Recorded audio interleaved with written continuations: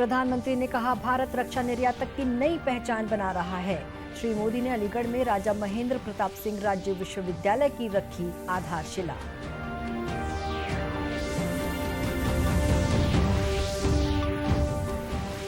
हिंदी दिवस पर प्रधानमंत्री ने दी देशवासियों को शुभकामनाएं। गृह मंत्री ने अपने संदेश में लोगों से हिंदी में काम करते हुए संवैधानिक दायित्वों का पालन करने की अपील की।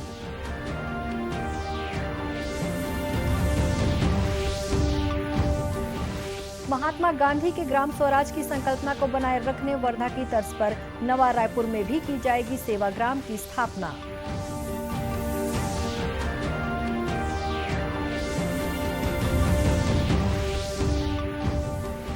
और प्रदेश में कई स्थानों पर लगातार बारिश के कारण नदी नाले उफान पर। गरियाबंद में सीकासेर बांध के 17 गेट खोले गए।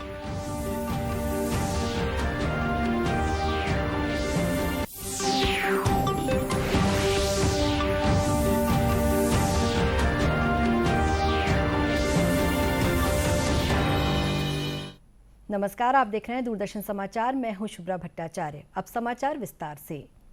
प्रधानमंत्री नरेंद्र मोदी ने कहा है कि भारत रक्षा सामग्री आयातक देश की छवि को खत्म कर रहा है और दुनिया के एक महत्वपूर्ण रक्षा निर्यातक की नई पहचान बना रहा है। श्री मोदी आज उत्तर प्रदेश के अलीगढ़ में राजा महेंद्र प्रताप सिंह राज्य विश्वविद्यालय की आधारशिला रखने के अवसर पर बोल रहे थे। प्रधानमंत्री ने ये भी कहा कि आज का दिन भारत के स्वतंत्रता संग्राम में राजा महेंद्र प्रताप सिंह के योगदान को नमन करने का दिन है। प्रधानमंत्री ने कहा कि आज देश ही नहीं बल्कि पूरी दुनिया देख रही है कि भारत आधुनिक ग्रेनेड और राइफल से लेकर लड़ाकू विमान, ड्रोन, युद्धपोत और उन्नत तोपखाने का निर्माण कर रहा है। हमारी आजादी के आंदोलन में ऐसे कितने ही महान व्यक्तित्वों ने अपना सब कुछ खपा दिया, लेकिन ये देश का दुर्भाग्य रहा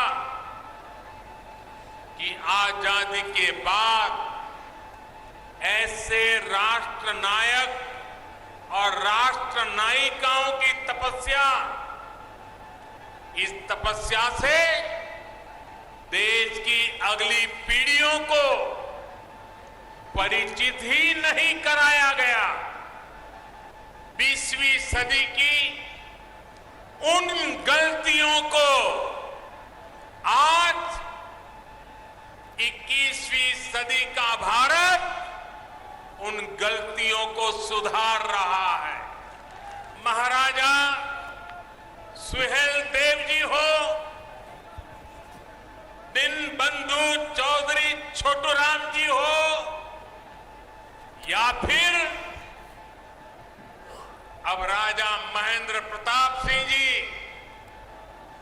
राष्ट्र निर्माण में इनके योगदान से नई पीढ़ी को परिचित कराने का ईमानदार प्रयास आज देश में हो रहा है। उद्घाटन से पहले प्रधानमंत्री ने राजा महेंद्र प्रताप सिंह विश्वविद्यालय और डिफेंस कॉरिडोर के प्रदर्शनी मॉडल का निरीक्षण किया। राज्य सरकार ने विश्वविद्यालय के पहले चरण में निर्माण कार्य के लिए 101 करोड़ 41 लाख स्वीकृत किए हैं। विश्वविद्यालय की स्थापना से अलीगढ़, हाथरस, कासगंज, एटा और आसपास के क्षेत्रों से जुड़े लगभग 395 महाविद्यालय संबद्ध होंगे। वहीं अलीगढ़ रक्षा गलियारा परियोजना के लिए करीब 200 एकड़ जमीन का अधिग्रहण किया गया है। इस रक्षा गलियारे की घोषणा प्रधानमंत्री ने 2018 में की थी। रक्षा गलियारा बनने से देश को रक्षा उत्पादन के क्षेत्र में आत्मनिर्भर बनने और मेक इन इंडिया को बढ़ावा देने में मदद मिलेगी। आज हिंदी दिवस मनाया जा रहा है। 1949 में आज ही के दिन संविधान सभा ने देवनागरी लिपि में हिंदी को राष्ट्र की आधिकारिक भाषा के रूप में स्वीकार किया था। आज हिंदी विश्व में व्यापक रूप से बोली जाने वाली भाषाओं में से एक है। राष्ट्रभाषा हिंदी संपूर्ण देश में सांस्कृतिक और भावात्मक एकता स्थापित करने का प्रमुख माध्यम है। राष्ट्रीय अस्मिता और सांस्कृतिक राष्ट्रीय स्वाभिमान को एक सूत्र में पिरोने वाली हिंदी आत्मनिर्भरता का सशक्त आधार भी है। प्रधानमंत्री नरेंद्र मोदी ने लोगों को हिंदी दिवस की बधाई दी है। एक ट्वीट में अपने शुभकामना संदेश में प्रधानमंत्री ने कहा कि हिंदी को सक्षम और सशक्त भाषा बनाने में विभिन्न क्षेत्र के लोगों ने महत्वपूर्ण भूमिका निभाई है। उन्होंने कहा कि देशवासियों के अनवरत प्रयासों से ही हिंदी वैश्विक मंच पर अपनी सशक्त पहचान बना रही है। वहीं गृह मंत्री अमित शाह ने देश की जनता से ये संकल्प लेने की अपील की है कि वे देश के प्रति राष्ट्रीय कर्तव्यों का पूरी जिम्मेदारी के साथ निर्वहन करेंगे और हिंदी में काम करते हुए संवैधानिक दायित्वों का पालन करेंगे। उन्होंने कहा कि प्रधानमंत्री नरेंद्र मोदी के नेतृत्व में सरकारी कामकाज हिंदी भाषा में हो रहा है। मनोभाव व्यक्त करने का सबसे सशक्त माध्यम है। किसी भी देश का समग्र विकास तभी संभव है जब उसके निवासी अपनी मातृभाषा में चिंतन एवं लेखन करें। मातृभाषा ही ज्ञान और अभिव्यक्ति का सबसे अच्छा माध्यम भी है। भारत जैसे सांस्कृतिक रूप से समृद्ध देश के प्राचीन ज्ञान में ही आज के युग की अनेक जटिल प्रश्नों के उत्तर छुपे हैं और 21वीं सदी के भारत के विकास में इस ज्ञान का एक महत्वपूर्ण स्थान है। इस ज्ञान का उचित दोहन मातृभाषा के विकास के बिना संभव नहीं है। हिंदी दिवस के अवसर पर अपने संबोधन में श्री शाह ने कहा कि सरकार देश में सभी भाषाओं के संरक्षण के लिए प्रतिबद्ध है। वैज्ञानिकों ने के माना है कि हिंदी एक वैज्ञानिक भाषा है। हिंदी में उच्चारित होने वाली ध्वनियों को व्यक्त करना अत्यंत सरल है। हिंदी में जैसा बोला जाता है वैसे ही लिखा जाता है और हिंदी की इन्हीं विशेषताओं और लोकप्रियता को ध्यान रखते हुए भारतीय संविधान सभा ने गंभीर विचार विमर्श के बाद आपसी सहमति से हिंदी को भारत संघ की राजभाषा का दर्जा दिया। इधर प्रदेश की राज्यपाल सुश्री अनुसुईया उइके और मुख्यमंत्री भूपेश बघेल ने प्रदेशवासियों को हिंदी दिवस के अवसर पर अपनी बधाई और शुभकामनाएं दी हैं। अपने संदेश में राज्यपाल ने कहा है कि बच्चों को हिंदी भाषा का महत्व बताना चाहिए और इसे बोलने पर हमको गर्व होना चाहिए। वहीं मुख्यमंत्री भूपेश बघेल ने कहा है कि हिंदी का शब्द भंडार एक तरफ संस्कृत से तो दूसरी तरफ अनेक देशी विदेशी भाषाओं के शब्दों से समृद्ध हुआ है। हिंदी के सहज ग्रहणीय भाषा होने के कारण इसने देश को एक सूत्र में बांधने में अहम भूमिका निभाई है। केंद्रीय सूचना और प्रसारण मंत्री अनुराग ठाकुर ने कहा है कि देश में 75 करोड़ कोविड टीके अब तक लगाए जा चुके हैं, जो एक उपलब्धि है। इस कार्य में चिकित्सा स्टाफ के साथ ही कोरोना वॉरियर्स की भूमिका उल्लेखनीय है।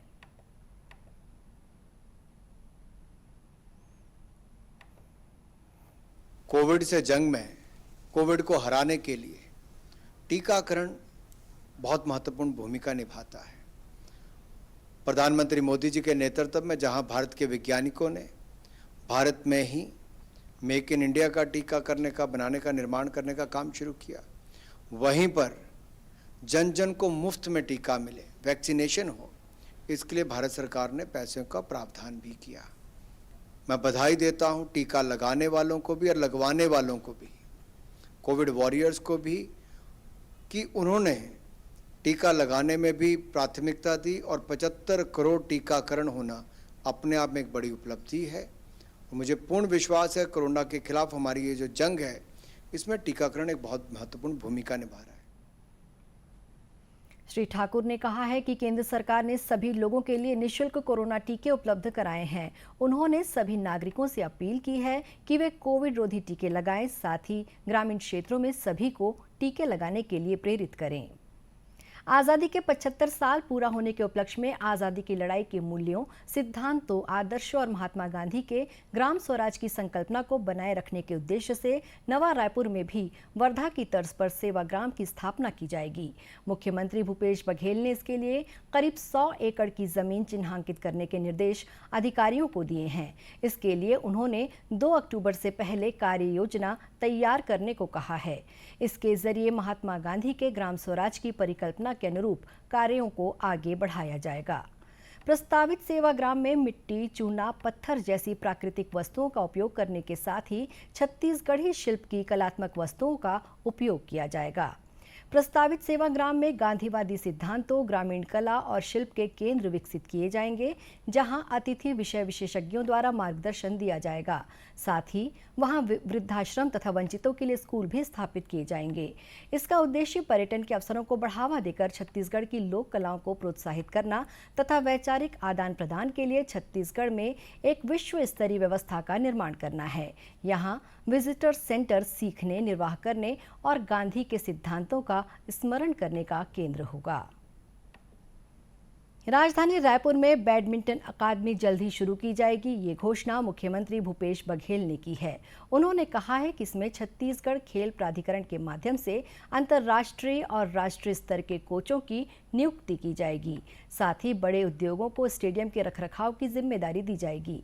मुख्यमंत्री ने कहा कि कोचों की नियुक्ति, खिलाड़ियों की आवासीय सुविधा और डाइट की व्यवस्था के लिए बड़े उद्योगों से CSR मद से सहयोग लिया जाएगा। उन्होंने सभी खेल संघों से अच्छे कोच नियुक्त करने के लिए कहा। साथ ही पुलिस और वन विभाग की तरह ही अन्य विभागों में खिलाड़ियों को नौकरी देने के संबंध में कैबिनेट में प्रस्ताव लाया जाएगा। देश की आज़ादी के 75 वर्ष पूरा होने के उपलक्ष्य में केंद्र सरकार द्वारा मनाए जा रहे आज़ादी का अमृत महोत्सव के एक कड़ी के रूप में केंद्रीय श्रम और रोजगार मंत्रालय द्वारा 6 से 19 सितंबर तक आइकॉनिक वीक मनाया जा रहा है। इसके तहत श्रमिकों के कल्याण के लिए अनेक हितकारी योजनाएं चलाई जा रही हैं। कर्मचारी राज्य बीमा सेवाएं ESIC ऐसी ही एक योजना है, जिसके तहत श्रमिकों को निःशुल्क इलाज की सुविधा उपलब्ध कराई जाती है। प्रदेश के दुर्ग जिले में ESIC योजना के तहत निजी कंपनियों, फैक्ट्रियों और कारखानों में कार्य करने वाले श्रमिकों और उनके परिजनों को मुफ्त में इलाज उपलब्ध कराया जा रहा है। भिलाई के खुर्सीपार स्थित ESIC अस्पताल में बड़ी संख्या में श्रमिक और उनके परिजन इलाज के लिए पहुंचते हैं और अपना इलाज करवाते हैं।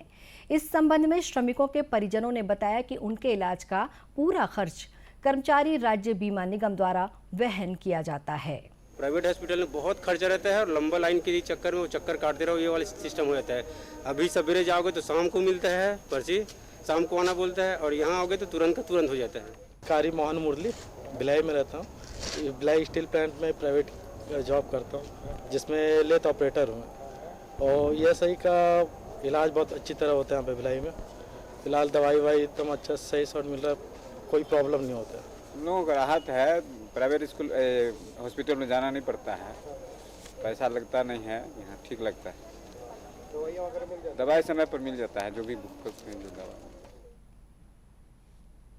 वहीं अस्पताल के प्रभारी डॉक्टर दिलीप कुमार खोबरागड़े ने बताया कि यहां आने वाले मरीजों को मुफ्त में दवाइयां दी जाती हैं। साथ ही गंभीर मरीजों को इलाज के लिए निजी अस्पतालों में स्थानांतरित किया जाता है। जो कि किसी भी प्राइवेट कंपनीज़ में, होटल में, टॉकीज़ में या स्कूल में या जहाँ भी गैर शासकीय संस्था है, जहाँ भी 10 से अधिक श्रमिक भाई काम करते हैं, उनके ऊपर ये एक्ट लागू होता है। ये श्रम विभाग के अंतर्गत आता है और इसमें जिनको भी 21,000 रुपये तनख्वाह मिल रही है, वहाँ तक के श्रमिक भाई इसमें कवर रहते हैं। इन श्रमिकों में बीमित व्यक्ति एवं उनके परिवार के सदस्यों को चिकित्सा हित लाभ पात्रता प्रदान की जाती है। ये टोटल कैशलेस सुविधा रहती है। इसमें मरीजों को औषधालय में आने पे प्राथमिक उपचार हर तरह से दिया जाता है। द्वितीयक एवं तृतीयक उपचार के लिए छत्तीसगढ़ शासन एवं ESI कॉरपोरेशन द्वारा हॉस्पिटल को ऑथराइज किया गया है और उस हॉस्पिटल में किडनी डायलिसिस है, हार्ट ट्रांसप्लांट है या हार्ट की एंजियोग्राफी, एंजियोप्लास्टी है, कैंसर के मरीज हैं, उनको कैंसर की जो ऑपरेशंस करना है, कीमोथेरेपी देना है, रेडियोथेरेपी देना है या पैट स्कैन से डायग्नोस करना है, ये दिया जाता है। बर्न वाले केसेस में उनका प्लास्टिक सर्जरी करना है, बर्न का ट्रीटमेंट करना, वो दिया जाता है। श्रमिक, अगर किसी भी श्रमिक की कंपनी में, फैक्ट्री में दुर्घटना हो जाती है काम करते वक्त, तो उनको पूरा श्रमिक हित लाभ पूरा दिया जाता है। डॉक्टर खोबरागड़े ने बताया कि इस योजना के तहत प्रदेश भर में 32 ESIC अस्पताल संचालित हैं, जिसके माध्यम से श्रमिकों और उनके परिजनों को निःशुल्क इलाज की सुविधाएं उपलब्ध कराई जा रही हैं। इससे उन्हें काफ़ी राहत मिली और निजी अस्पतालों में महंगे इलाज से भी छुटकारा मिला है। गौरतलब है कि इलाज के लिए प्रीमियम राशि के तहत उनको मिलने वाली तनख्वाह में से सिर्फ 0.75% राशि नियोक्ता की ओर से 3.25% राशि देय होती है।